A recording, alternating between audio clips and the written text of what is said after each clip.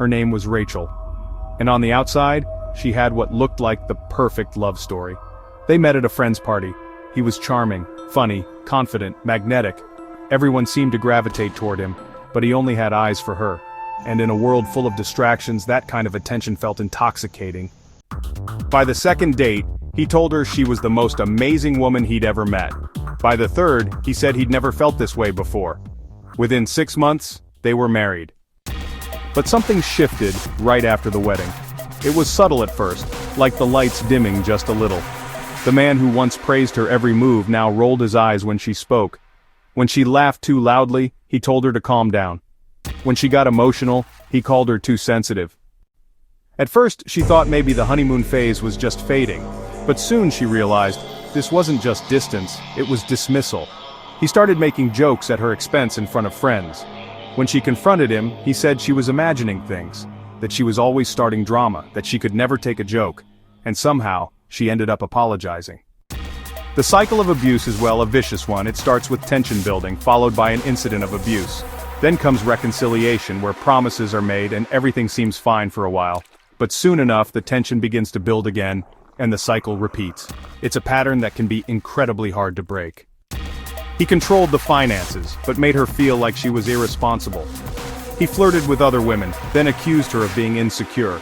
And when she tried to leave during one of their fights, he'd beg her to stay, cry, promise to change. Only to repeat the cycle a week later. The hardest part? To everyone else, he was still the charming guy they met at the party. He smiled, he shook hands, he played the part. And Rachel? She looked like the one who was falling apart. She started questioning her own memory. Maybe she was overreacting. Maybe she was broken. Narcissists don't just break your heart, they break your reality.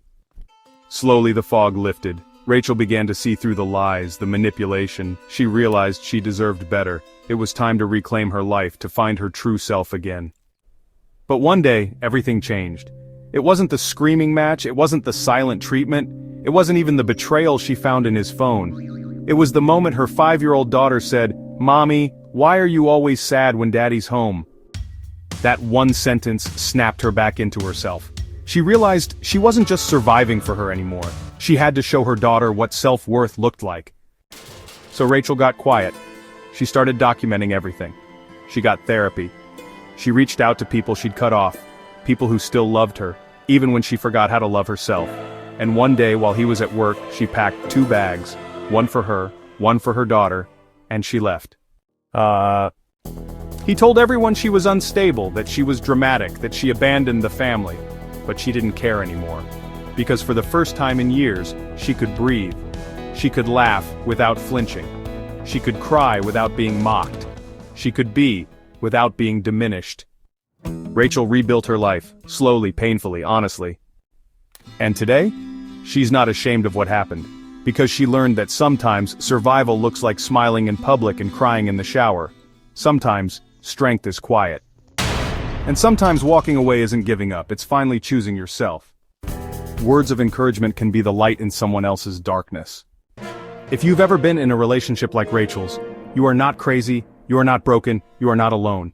And remember, love should never cost you your peace.